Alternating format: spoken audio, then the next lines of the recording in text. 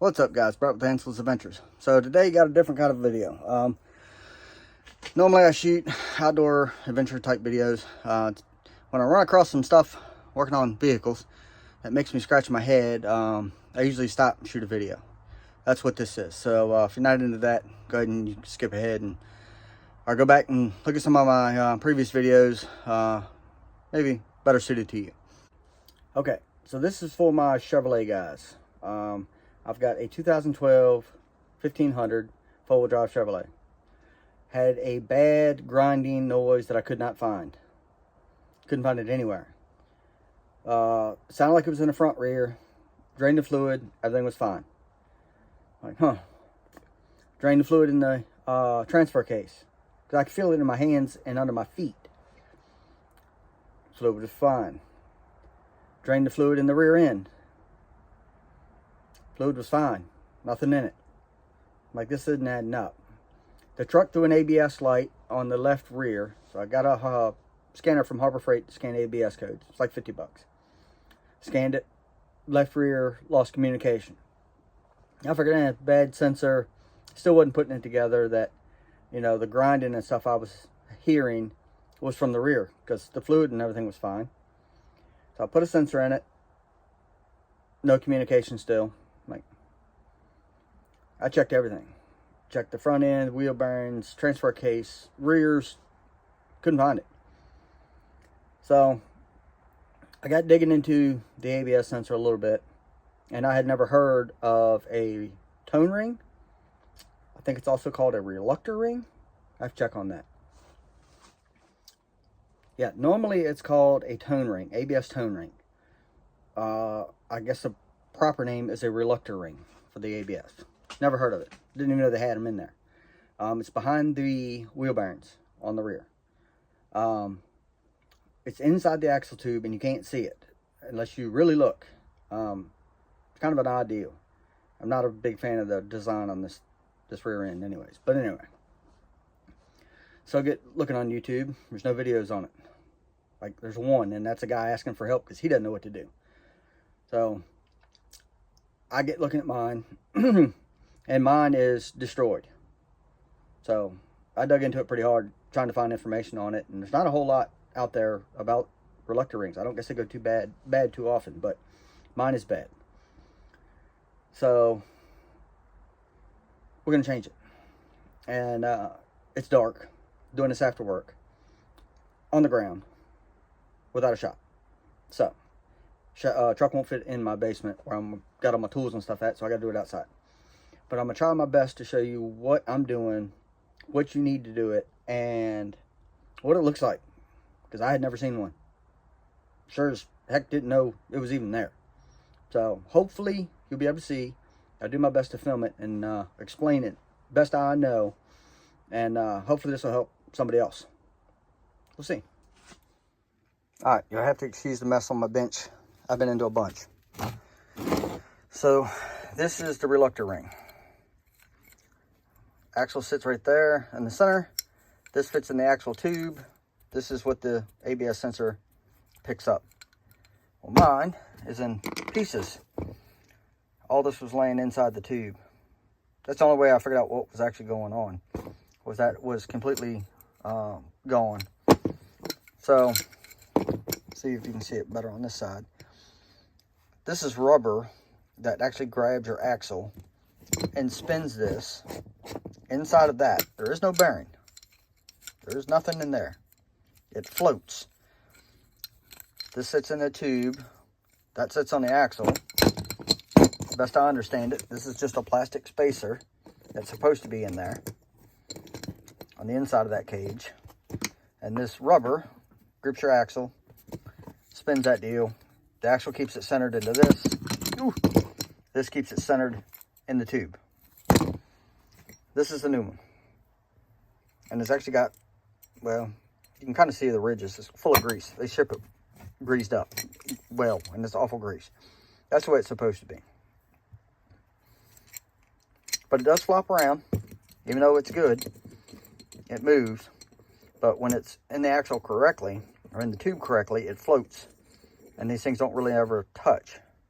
Got a leaf on it. Got a lot of crap going on.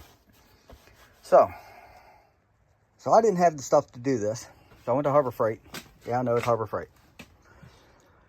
Bearing pullers, wheel bearing pullers, lifesavers. I think this was, hang on, I can tell you.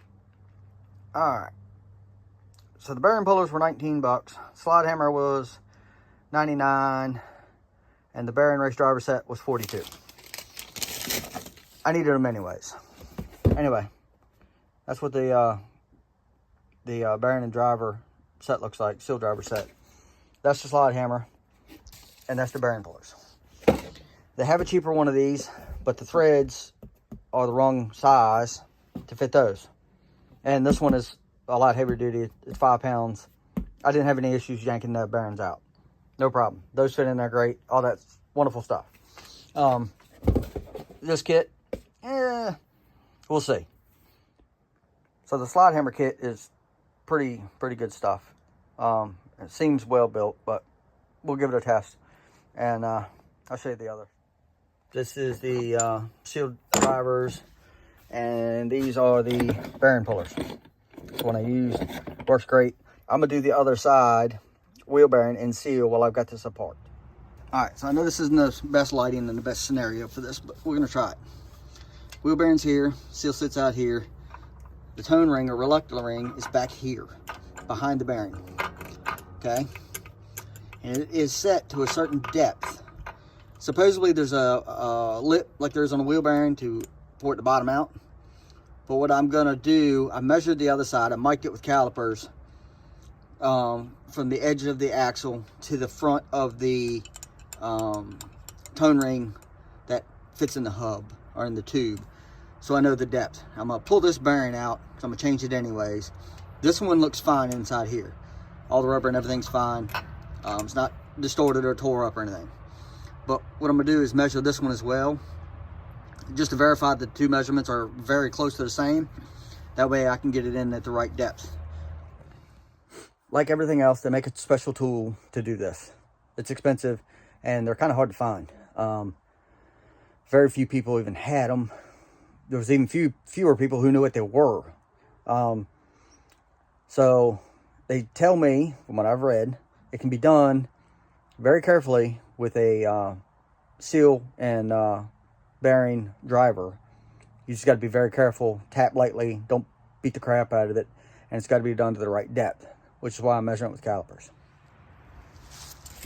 Okay, so the puller is on the shaft, and it's pretty easy. Wipe it off, make sure I ain't got no dirt on it. Put it in behind the bearing. If I can get it in there behind the bearing, I might have switched, put the little one on there. Okay, put the washer up, run the nut up to hold it in place. It's a pretty slick deal for pulling bearings, I'm telling you. It beats every other method I've tried. And then you just whack it. And there's your bearing. Simple. All right. So inside there's your reluctor ring right there. I'll wipe all the brake cleaner out of there. Sorry about the shaky footage. It's kind of tough doing this by yourself at night in your yard, but you do what you got to do. And so let me go grab my calipers. All right, so normally with calipers you read this way, but it also reads off the back with that pointer. So what we're going to do is go from the edge of that right to the edge of the axle. We don't want inches, we want metric. So it's a little easier to see. 47.23 millimeters. Check it a couple spots. An accurate reading. Because these things can have some variance. 46.92. Alright, so this is the side I've removed the reluctor ring on. And this lip here should stop it. That should be your center and ring right there. Because right there in that hole, if I can get my light to work, that hole is for your ABS sensor to pick it up. So that lip right there should be your stop. We're roughly 66 to 47.22, I think, on the other side, and I'm pretty sure this side was the same. I've got it on my phone. I video everything these days. So we're gonna see if we can get this in there. All right, this is the GM part number for the relictor ring, or tone ring, whatever you want to call it. GM 152-86384. This is the wheel seal 1247-1686. This is the wheel bearing 513067. So these parts from a dealer are very expensive. I think this was $125 at Advanced. For an aftermarket was over $100. I got everything from Amazon. Amazon's great. So this was 40 bucks. This was 10 bucks. I think this was 20 bucks. So that'll do one side. And then I've got bearings and seals for the other side. So yeah, there's your part numbers on those, so you can order it right from Amazon and save yourself a bunch of money. Okay, to install this, I'm going to use the driver. It's got 65 millimeter. I think that's the small side, but I'm not sure what the size the back side is, but it fits pretty darn nicely in there. We're going to put the handle on it and just tap, tap, tap-a-roo it in there, hopefully. Nice and easy and have no issues. All right, let's see if we can get this in there without screwing it up and making you seasick too. So, it goes in like this. I'm going to try to get it started.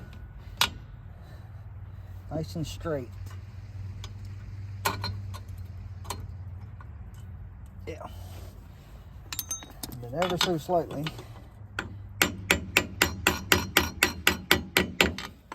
We're going to work this in there. Being very careful not to bend that cage.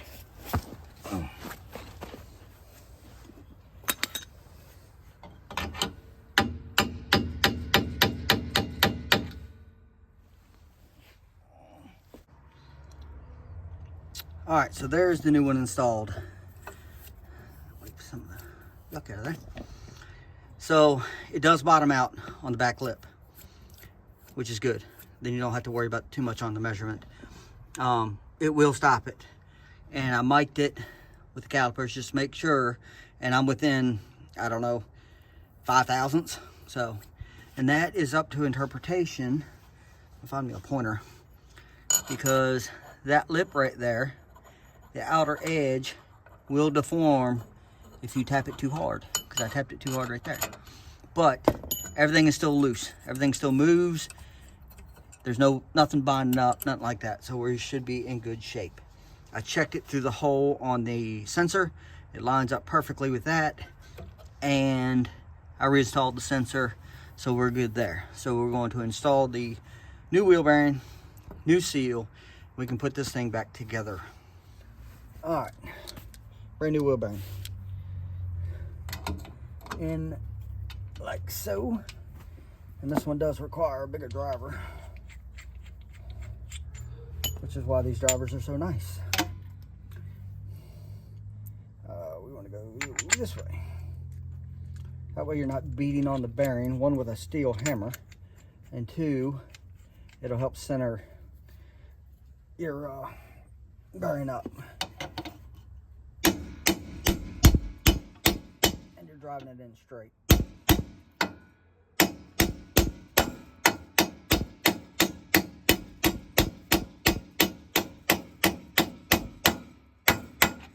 That's when you know you're home, when you get a dead ring like that. Okay. Try not to make you sick. I'm a visual guy. This is an old seal. It's aftermarket. I don't remember who it was. I think it was National, or let me see if I can tell. I think it was national or standard. Anyway, this seal's new. Hadn't been there in no time. It is made completely different than the factory seal, the way it's made. The factory seal has, hopefully you can see that, a deeper groove on the seal lip in here. And this one has been in here, I don't know, less than a month, and it less than 1,000 miles on it, and I was already having issues with this seal. So we're going back with GM, and like I said, for the price, it was like 10 bucks on Amazon. So yeah, that's the plan. Hopefully you can see that. I already started the seal. I do not like using these on a wheel seal. I did it the last time I changed these seals, and it would pop the spring off. And I had to pull the seal back out, put the spring back on, and I didn't like it. So I just go walking around it with a hammer.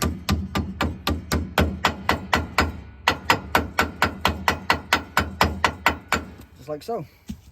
Now we're done.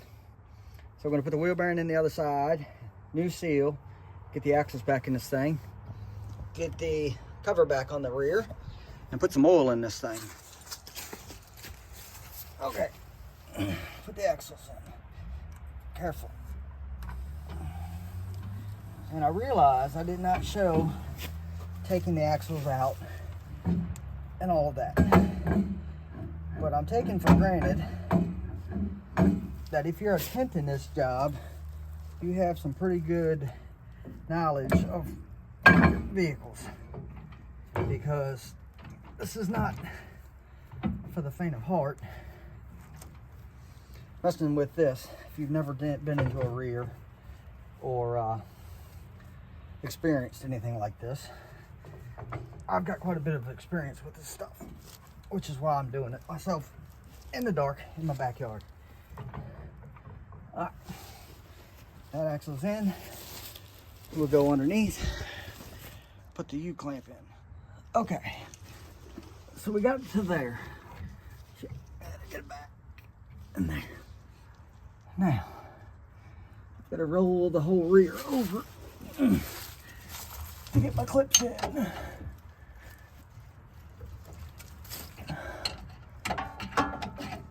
Yeah, this isn't a job for everybody to do, but if you're comfortable having worked on a little bit of rear end stuff, it's not a bad job. Gotta find my clip. All right, let me see if I can show you what's going on in there without making me too seasick. All right, that's the end of the axle right there. I got these horseshoe clips, and once you get it in far enough, these clips pop in. It's like so, and then you pull the axle back out, and it sucks the clip in tight. I get that on there. Maybe. Yeah, like so. Hopefully you can see that okay. That way your center pin can go through the carrier and lock everything in place. All right, so this is the center pin. It goes in through the middle of the carrier, like so. And then, if I can find it, this is the bolt that goes through it. You gotta put Loctite on it. So we're gonna Loctite it up, because that is catastrophic. If that comes out at speed, or at any time really, it's gonna be very, very ugly, very, very quickly.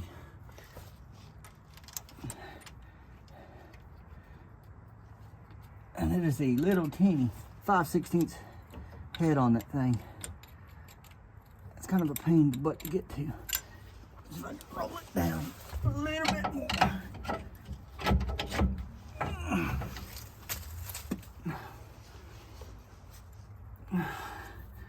Wrenches seen better days. I don't use this one that much. That off some of that Loctite I got all over everything.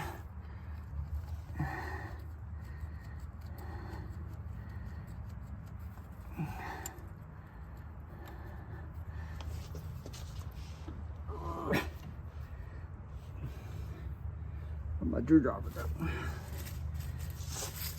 I don't want to go that way. Alright, spin that down. I can hold this thing, get some leverage on it, and tighten it. Like so. And the rear is ready to go back in service. All we gotta do is put this cover on it and fill this bad boy up with some fluid. We will be back in business. All right, so hopefully you got something out of the video. If you did, hit that like button, hit that subscribe button, show me some love. I don't do car videos too often, but when I do, it's usually a head scratcher that, you know, will probably save your butt. So hopefully this one gave you some help. If you have any questions, leave them in the comments. I'll do my best to answer them. Yeah, it's not a bad job if you got the right tools to do it. You know, the average mechanic who works on his own stuff and is familiar with rears and stuff probably shouldn't have any issue. You know, took me, I don't know, maybe 2 hours start to finish. Doing it after work, in the dark, on the ground. So, if you got a shop, you might can do it in less time. Not too bad. But hopefully, it'll help you out. And, you know, do you some good. All right. Thanks.